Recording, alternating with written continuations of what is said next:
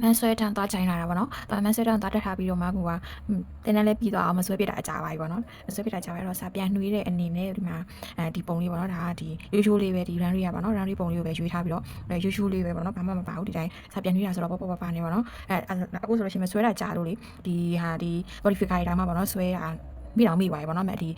သူကကြတော့ဒီ woman ဆွဲနေမန်ဆွဲရကြတော့သူနည်းနည်းကွာတယ်ပေါ့နော်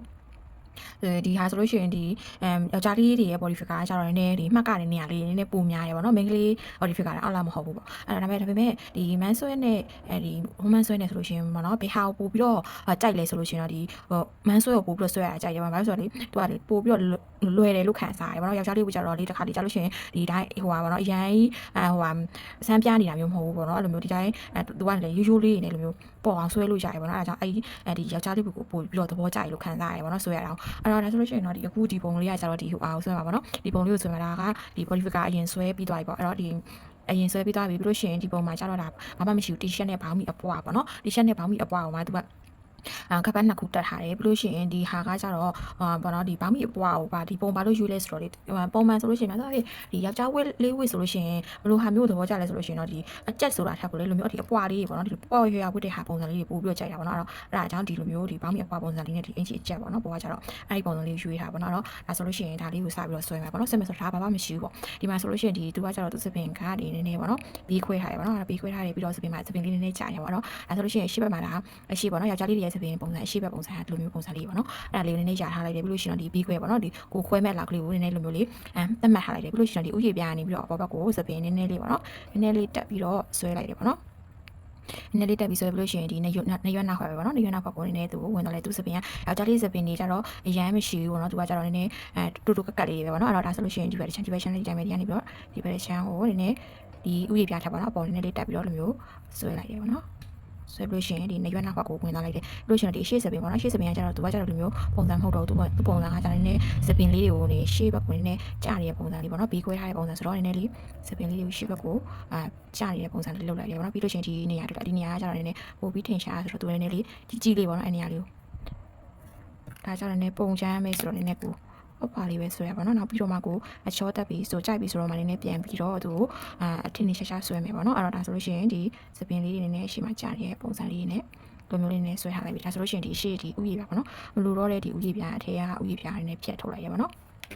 အဲ့တော့ပြီးတော့မှဒီစပင်ပုံစံကိုကိုသဘောကျလာပါတော့ပြီးရင်တော့ဒီဒါရှေ့ဘက်စပင်ပုံစံပြီးသားပြီရှေ့ဘက်စပင်ပုံစံပြီးသားဆိုတော့ဒီအထဲမှာပေါ့နော်နည်းနည်းစပင်လှိုင်းလေးတွေနည်းနည်းလိုက်ထည့်ပေးမယ်ပေါ့နော်ရာထားတဲ့စပင်ရာထားတဲ့ပုံစံလေးနဲ့လိုက်ထည့်ပေးလိုက်မယ်ပြီးရင်တော့ဒီဒီလောက်လေးပဲပေါ့နော်သူကကျတော့အများကြီးမရှိဘူးသူ့ရဲ့စပင်ကနည်းနည်းကြည့်ရတဲ့ကောက်တဲ့ပုံစံလေးပေါ့နော်အဲ့တော့ဒီနားလေးဆိုလို့ရှိရင်နည်းနည်းဖျောင်းနေမဟုတ်ပဲနည်းနည်းကောက်တဲ့နည်းနည်းလေးပေါ့နည်းနည်းဒီနားလေးတွေဆိုလို့ရှိရင်နည်းနည်းလိုင်းတုံးပုံစံနည်းနည်းလေးလိုလေးထည့်ပေးမယ်အဲ့ဆိုလို့ရှိရင်တော့စပင်ပုံစံလေးကဘာမှမရှိဘူးပေါ့နော်သူကနည်းနည်းပဲဒီလောက်လေးပဲအဲ့ဆိုလို့ရှိရင်စပင်အချမ်းပုံစံရလိုက်ပါတော့ဒါစပင်ပုံစံရပြီဆိုလို့ရှိရင်တော့ဒီအင်ဂျီကိုဆွဲရပါတော့အင်ဂျီကလည်းဘာမှမရှိဘူးအင်ဂျီကဒီတိုင်းဒီ shirt ပေါ့နော်ဒီ shirt ကိုမှကိုချက်ပုံစံမျိုးဆိုတော့ shirt ကိုကိုချက်ပုံစံမျိုးပြီးရင်ဒီ level အဝိုင်းပေါ့နော် level အဝိုင်းဆိုတော့ဒီတိုင်းပဲဒီကနေပြီးတော့ဒီပခုံးပေါ့ဒီ level ပေါ့ level ပြီးကနေပြီးတော့ cut ထွက်မယ်ပေါ့နော် J-ka ပုံစံမျိုးနဲ့ cut ထွက်မယ်ဟိုဘက်ဒီဘက်ကို J-ka ပုံစံမျိုးနဲ့ cut ထွက်တာပေါ့နော်ဒါရပြီဆိုလို့ရှိရင်တော့နောက်ထပ်သူကဒီ level ကသူအပြားအကုတ်လေးရှိသေးတယ်ပေါ့နော်အဲ့တော့ဒီအပြားအကုတ်လေးကိုနောက်ထပ်ဆင်းထပ်ပြီးတော့ကိုတားတဲ့ပုံစံလေးထပ်ပြီးတော့ဆွဲလိုက်မယ်ပေါ့နော်အကုန်လုံးကကျတော့ဒီပုံချမ်းပဲဆိုတော့နည်းနည်းအဖွာလေးပဲအကုန်လုံးဆွဲရပါတော့အဖွာလေးမကြီးရသေးဆိုလို့ရှိရင်တော့နည်းနည်းသူအဖွာလေးပဲဆိုတာကြီးကိုဆွဲတာသေးချပြီဆိုလို့ရှိရင်တော့နည်းနည်းရှာဆွဲလိုက်လို့ရပါတော့ဒီမှာဆိုလို့ရှိရင်ဒါပခုံးကနေတိုင်းတန်းပဲပေါ့အများကြီးဟိုဟာပွားမဟုတ်ဘူးအချက်ပေါ့နော်အချက်ဆိုတော့သူနည်းနည်းဘာမှထပ်ပြီးတော့တိတ်ပြီးတော့ဆွဲစရာမလိုတော့ဘူးပေါ့နော်ဒါပခုံးအတိုင်းပဲပြီးရင်တော့ဒီမှာပခုံးကြိုင်းဖြက်ဆက်ပေါ့နော်ကြိုင်းဖြက်ဆက်နေရတာလိုမျိုးရှာထားလိုက်တယ်ပြီးရင်တော့ဒီလေးလာပေါ့နော်လက်ကကျတော့ဒီအရန်ကတ်ရဒီနားမှာနည်းနည်းလေးကနေတော့ထွက်ပြီးတော့ဒီလိုမျိုးလေးဆွဲလိုက်မယ်ပြီးရင်ဒီဘက်ရှမ်းလေးဒီတိုင်းပဲပေါ့နော်ဒီဘက်ရှမ်းလေးဒီတိုင်းပဲဒီကနေပြီးတော့ဒီလိုလာပြီးတော့ဒီလိုမျိုးဆွဲလိုက်မယ်ဆက်ပြီးဆိုလို့ရှိရင်တော့ဒီမှာဘာမှမရှိတော့ဘူးပေါ့နော်ဒါဆိုလို့ရှိရင်သူကနည်းနည်းဒီမှာဘယ်လိုပြောရမလဲဆိုတော့ကိုချက်ပေါ့နော်ကိုချက်ဆိုတော့ဒီဟာလေးတွေပေါ့ဒီအောက်ကအဖို့အထည်ပေါ့နော်ဒီရှင်ဘက်ကအဖို့ထည်လေးနည်းနည်းတော့ပေါ်တယ်ပေါ့နော်အဲ့ဒါဆိုလို့ရှိရင်ဒါတဖြောင်းနေပဲပေါ့ဒီအင်ဂျီကနေသူ့မှာဟိုဟာမရှိတော့ဘူးဒီတိုင်းတဖြောင်းနဲ့အကျက်ကိုချက်ပုံစံမျိုးဆိုတော့ဒီတိုင်းပဲဆွဲချလာလိုက်တယ်ပြီးတော့ဒီဘက်ချမ်းပါတော့ဒီဘက်ချမ်းကြနေဒီဘက်ကိုခဏကိုကနေရိုင်းထားတာပြီးတော့ကြာနေသူကခါကနည်းနည်းဒီဘက်ကိုစောင်းနေပါတော့အဲ့တော့ဒီနားမှာဆိုလို့ရှိရင်ဒီအတွန်းလေးတွေပေါ်တယ်ပေါ့နော်အတွန်းလေးတွေပေါ်တယ်အဲ့တော့အဲ့အတွန်းလေးတွေနည်းနည်းဒီနားမှာထည့်ဆွဲလိုက်ပဲပေါ့နော်အင်ချီအတွန်းလေးတွေပေါ်တယ် အဲ့တော့အမှထည့်ဆွဲလိုက်မယ်ပြီးတော့ဒီခါပေါ့နော်ခါဆိုလို့ရှိရင်ဒီအခုဒီဒီဘောင်းမီပေါ့နော်အခုဒီဘောင်းမီထက်ကိုပေါ်နည်းနည်းလေးတက်ပြီးတော့ဆွဲမယ်ပေါ့သူကကျတော့ဒီမှာကပတ်နှစ်ခုတက်ထားပြီးတော့ကြောင့်ဒီနားကိုနည်းနည်းဒီခါနေအောင်ဒီနားကိုပေါ့နော်နည်းနည်းရထားလိုက်မယ်အဲဆိုလို့ရှိရင်ဒါကပတ်ပုံစံဆွဲဖို့ပေါ့နော်ဒီခါနေရထားလိုက်ပြီးကြတော့ဒီနားဒီအောက်ကဒီဟာကိုနည်းနည်းဖြတ်ထုတ်ထားလိုက်မယ်ပြီးရင်တော့ဒီကနေပြီးတော့ဒီပေါ့နော်ဒီမှာဆိုလို့ရှိရင်ဒီမှာဒါလေးတွေကနည်းနည်းအတွန်းခောက်လေးဖြစ်သွားပြီပေါ့နော်ဒီ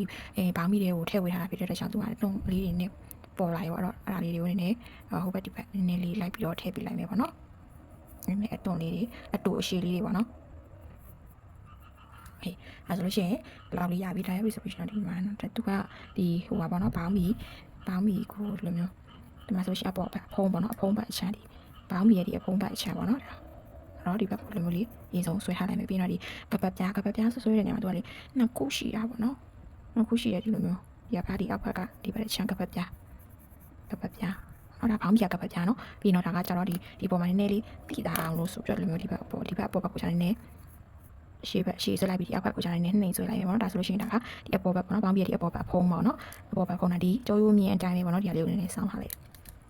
အဲဆိုလို့ရှိရင်ဒါကပတ်ပြားရပြီဒါရပြီဆိုလို့ရှိရင်တော့ဒီထဲမှာပေါ့နော်ဒီမှာဒီကပတ်ကွင်းလေးတွေပေါ့နော်ဒီဥပိ္ပစာဒီကပတ်ကွင်းလေးတွေပေါ့နော်ဒီကပတ်ကွင်းလေးတွေကိုနည်းနည်းထည့်ဆွဲမယ်အဲ့တော့ဒီကနေပြီးတော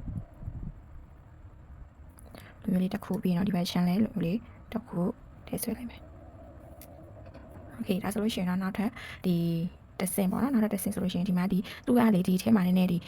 ဟိုကပြောမယ်ဆိုရင်ဒီကပတ်ပြားပေါ့နော်ဒီတရေကပတ်ပြားလေးကပတ်ကျိုးလေးကိုပါထည့်ပြီးတော့ဆွဲထားသေးတယ်ပေါ့နော်အဲ့တော့အဲ့ဒါလေးကိုဒီထဲမှာထည့်ဆွဲရပါတော့ထည့်ဆွဲမယ်ဆိုတော့မှဒီအလေကဒီမှာဆိုလို့ရှိရင်ဒီနားမှာဆိုလို့ရှိရင်ဒီလိုမျိုးဒီကွင်းပေါ့နော်တန်ကွင်းပုံစံလေးရှိရတော့အဲဆိုလို့ရှိရင်ဒီလေကဒါအပေါ်ဘက်ကိုရောက်သွားပါတော့အဲ့တော့ဒီအထက်ရမလို့တော့ဒီဟာကိုဖြတ်ထုတ်လိုက်မယ်ဖြတ်ထုတ်ပြီးဆိုရင်ဒီလိုမျိုးတန်ကွင်းလေးပေါ့နော်ဒီလိုတန်ကွင်းလေးတစ်ခုရှိတယ်တန်ကွင်းလေးတစ်ခုရှိရပြီးရင်ဒီမှာဒီအလေရပေါ့နော်ဒါကကျတော့ဒီတကယ်ကိုတိလေးပဲဒီအထက်ကဒီကပတ်ဟိုလေးကတိလေးပဲအဲ့ဒီလိုဆွဲလိုက်မယ်နော်ဒီလိုမျိုးအရင်ဆုံးဒီအထက်ကဒီကပတ်ပြားတိလေးကိုအရင်ဆုံးဆွဲလိုက်မယ်လိုမျိုးရင်းဆုံးဆွဲလိုက်မယ်ထဲမှာထည့်ဆွဲမယ်ကပတ်ပြားတိတိလေးပေါ့နော်အဲ့ဒါလေးကိုရင်းဆုံးဆွဲထားလိုက်မယ်ဒါရပြီဆိုလို့ရှိရင်တော့ဒီမှာဒီကပတ်ကောင်းပေါ့နော်ပြောမယ်ဆိုရင်ကပတ်ကောင်းဒီတန်ကွင်းပေါ့တန်ကွင်းကိုလိုမျိုးထည့်ဆွဲထားလိုက်မယ်ပြီးတော့မှဒီထဲမှာတိတိလေးရှိတယ်နည်းနည်းလေးဒါကကြတော့အကျန်းပဲဆိုတော့လေလောက်လေးပဲနောက်ပြီးတော့မှကိုလိုင်းပတ်နေပါထားတော့မှနည်းနည်းပြန်ပြီးတော့သူ့ကိုရင်လာလို့ပြန်ဆွဲရပါတော့ပြီးတော့ဒီကပတ်ကျူးကဒီဘက်ချမ်းကိုသွားနေတဲ့ပုံစံတစ်ချောင်းတူရပါတော့ဒီဘက်ချမ်းဝင်နေပြည့်ပေးလိုက်မယ်တစ်ချောင်းပြီးရင်တော့ဒီအောက်ဖက်ပါတော့ဒီအောက်ဖက်ဆိုလို့ရှိရင်နောက်ထပ်တစ်ရက်ထပ်ဆွဲလိုက်မယ်ဒီမှာနောက်ထပ်ဒီကပတ်ပြားကွင်းပါတော့ဒီကပတ်ပြားကွင်းကိုနောက်ထပ်တစ်ရက်လိုမျိုးထပ်ပြီးတော့ဆွဲလိုက်မယ်ပြီးရင်တော့ဒီဟာကျတော့ဒီခေါင်းကကြီးတယ်ပေါ့နော်ခေါင်းကြီးတော့နေနေသူ့ကိုဒီမှာနောက်ထပ်တစ်ပြားပေါ့နော်သူ့ရဲ့အပြားအနေထားကိုကပြန်ပြီးတော့ဒီမှာဆွဲထားလိုက်မယ်လိုမျိုးလေး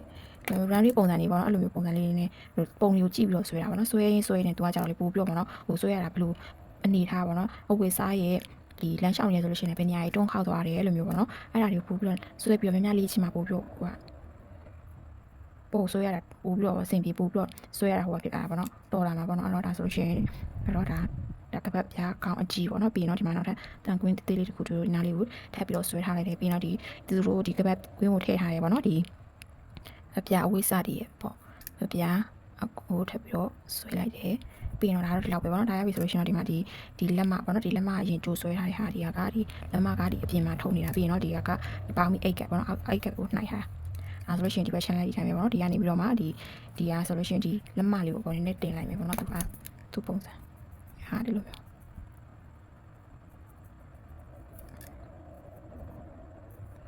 းပြီးရင်တော့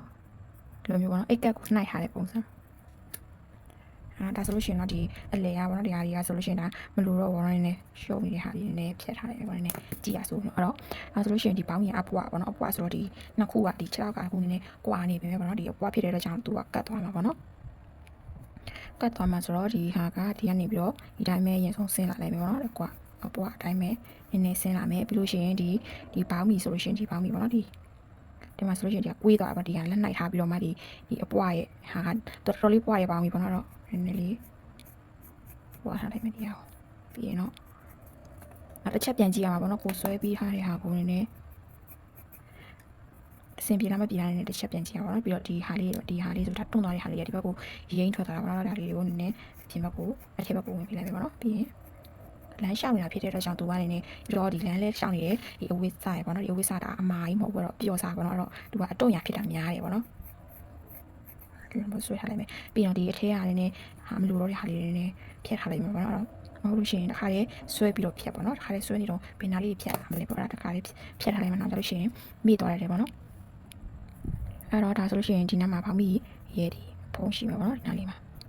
ပြီးရင်တော့ဒီနားဆိုလို့ရှိရင်နည်းနည်းဒါကဒီခေါက်ထားတဲ့နေရာလေးနဲ့တွန်းခေါက်နေတဲ့ပုံစံလေးပြီးရင်ဒီနားမှာတစ်ဖက်တစ်ချက်အကုန်လုံးကြီးသူနဲ့ဟိုတက်တူဆင်ရမယ်တော့မဟုတ်ဘူးပေါ့နော်ဒါပေမဲ့နည်းနည်းသူပင်နာလေးတွန်းနေလေအဲ့ဒါလေးနည်းနည်းတကယ်ထင်ရှားတဲ့ဟာလေးတွေကိုနည်းနည်းလိုက်ပြီးတော့ပအောင်လို့ဆွဲရမှာပေါ့နော်ထင်ရှားတကယ်ထင်ရှားပါတဲ့ဟာလေးကိုကျွန်တော်နည်းနည်းပအောင်ဆွဲမယ်အပွားပေါ့နော်အပွားပြီးရင်ဒီဟာဒီနားဆိုလို့ရှိရင်ဒါဒူးကားပေါ့နော်ဒူးကားကိုမှနည်းနည်းဒူးကွေးနေရလားဆိုတော့နည်းတွန်းခောက်သွားမှာတွန်းခောက်သွားမှာဆိုလို့ဆွဲထားလိုက်မယ်အရာပြီးဆိုလို့ရှိရင်ဒီဟာပေါ့နော်ဒီခြေထောက်အပွားအောင်မှအဲ့တော့ဒီဘက်ခြေထောက်ချမ်းဘက်ကိုတော်လေးတွားထားလိုက်မယ်ပေါ့နော်ပွားထားလိုက်မယ်ပြီးရင်ဒီကနေပြီးတော့တစ်ချက်ပြန်ဝင်မယ်ဒီရှင်မျက်စိရတဲ့ထီကိုပြန်ဝင်မယ်ပြီးရင်ဒီကနေပြီးတော့ဟိုလေငင်းချောင်းလေးတွေဆွဲလို့ရှိရင်တူပေါ့နော်ဒီအရန်လိုမျိုးဒုံးတီပါလို့ဒုံးတီမယ်ဆွဲဘာလို့ဆိုတော့ဒီဖြင်းစားရဲဟိုဘာလဲဖြင်းစားရဲပေါ့နော်အပြော့ပေါ့နော်အပြော့အမှာပေါ်အောင်လို့ဒါဆိုလို့ရှိရင်အပြော့ဖြစ်တဲ့အတွက်ကြောင့်ဖြင်းဒီမြင်းချောင်းလေးတွေကိုလည်းနည်းနည်းပေါ့နော်ဟိုကနေနည်းပြုတ်ပြောင်းလေးပေါ့နော်အမြင့်အရှင်ပုံစံလေးတွေပေါ့နော်အဲ့လိုပုံစံလေးဆွဲလို့ရှိရင်ပို့ပြီးတော့ပေါ်တယ်ပေါ့နော်အဲ့တော့ဒါဆိုလို့ရှိရင်ဒီထဲကမလို့တော့တဲ့ဒီဟာလေးတွေနဲ့ဖြတ်လိုက်မယ်ပေါ့နော်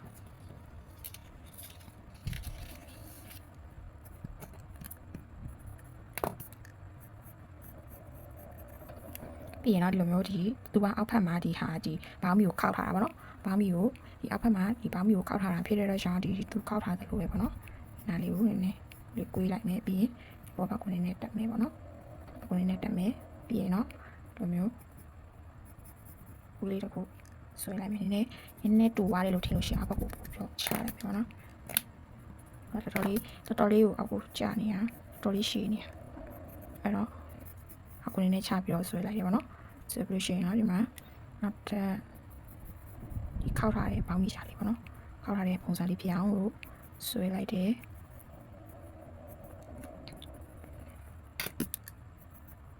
အဲ့တော့ဒီမှာနေသူ့ရဲ့ခောက်ရလေးနည်းနည်းတူအောင်လို့ပေါ့နော်နည်းနည်းလိုက်ပြီးတော့ဆွဲထားတယ်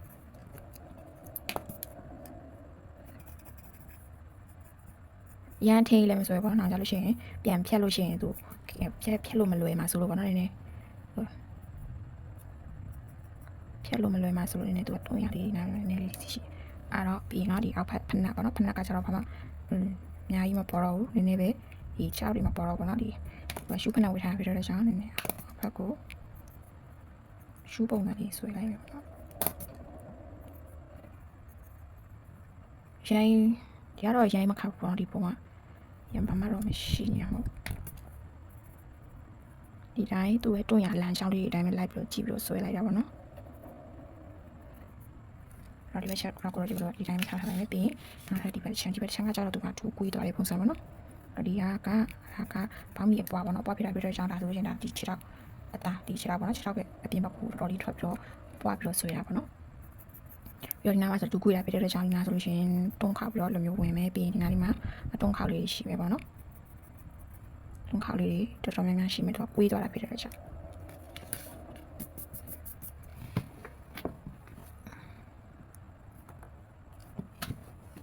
ပြီးတော့ဒီနားဆိုလို့ရှိရင်ဒါကားဒီတစ်ခုနဲ့တစ်ခုကတ်သွားတာပေါ့နော်အဲ့တော့ကတ်သွားတာဆိုတော့အများကြီးဒီဟာမပေါ်တော့ဘူးပြီးတော့ဒီနားမှာနည်းနည်း shape ပုံစံဝင်နေတဲ့ပုံစံပေါ့နော်ဒါမှအရင် shape ပုံစံဝင်နေတဲ့ပုံစံပြီးရင်ဒီဒူကောင်းပေါ့နော်သူကဒူကောင်းဒီနားဆိုလို့ရှိရင်ဒူကောင်းဆိုလို့ရှိရင်ဒီနားလေးမှာပေါ့နော်အလင်းပြန်နေတဲ့ပုံစံမျိုးလေးရှိတယ်အဲ့တော့ဒီနားလေးတွေနည်းနည်းတွန်းခောက်ရလေးတွေကိုကထည့်ပြလိုက်လို့ရတယ်ပေါ့နော်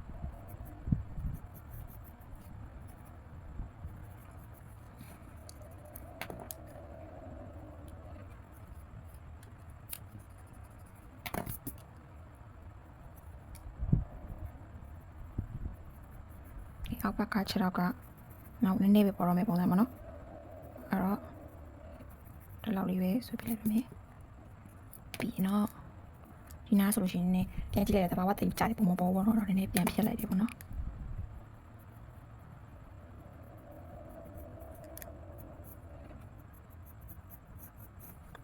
ဒီနားဆိုလို့ရှိရင်ဒါတွေကတူးကွေးထားတဲ့နေရာပေါ့နော်ပြီးရင်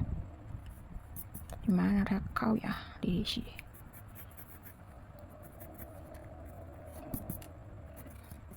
အဲ့တော့ဆိုလို့ရှိရင်ဒီထဲအားဒါမလို့တော့ဘောနော်ဒီလေမြေချောင်းမလို့တော့ဖြတ်လိုက်တယ်ပြီးတော့ဒါကဒီရှိုးတွေဘောနော်ဒါတွေကသိပြီးတော့မလို့တော့အကုန်လုံးဖြတ်လိုက်တယ်ပြီးရင်ဒီလက်ဆွဲရတဲ့ဒီထဲဟာလေးနည်းပြန်ဖြတ်လိုက်တယ်အဲ့တော့ပြန်ပြီးတော့ခြုံကြည့်ရပါတော့ခြုံကြည့်မယ်ဆိုတော့အဆင်ပြေလားဘောနော်ကိုဆွဲထားတဲ့ပုံကဒီချိုင်းနားမှာနည်းနည်းလေးတွန်းရလေးရှိဆိုတော့ကြက်နေပြီမဲ့ကြက်နေရပြည့်တော့ကြောင့်လည်းဒီလက်နဲ့ဟိုကဖြစ်သွားတယ်နေမှာတွန်းရလေးရှိတယ်ပြီးတော့ဒီခနာကိုချိုးစားနေဒီကိုဆွဲထားတဲ့ပုံလေးပေါ့နော်နည်းနည်းအဆင်ပြေလားပေါ့နော်နည်းနည်းချိုးစားကြရလားဆိုတော့ပြန်ပြီးတော့တစ်ချက်ပြန်ကြည့်ပေါ့နော်ကိုဆွဲပြီးတဲ့ခါကျရင်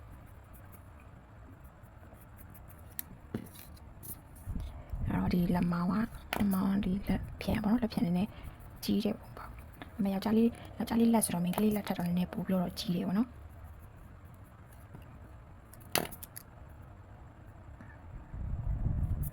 လက်မထည့်ဆိုအဲ့တော့ဒီနားလေး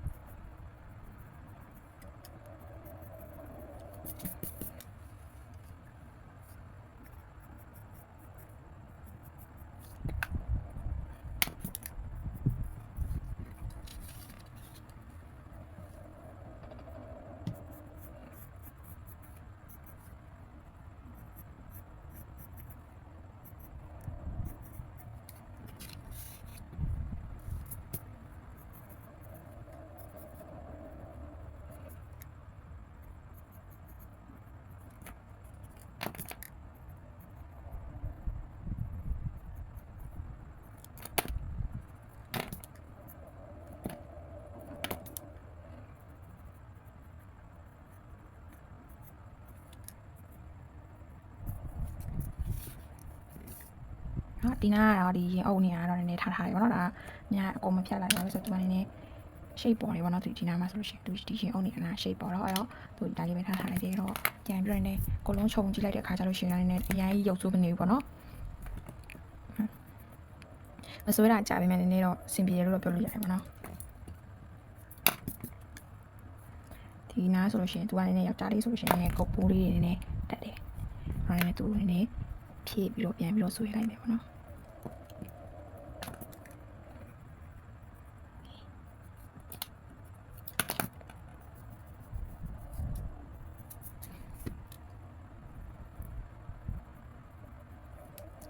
အဲ့ဆိုလို့ရှိရင်တော့ခုကတော့ဒီပုံစံပါတော့ဒီပုံလေးကတော့ပြီးသွားပါပြီ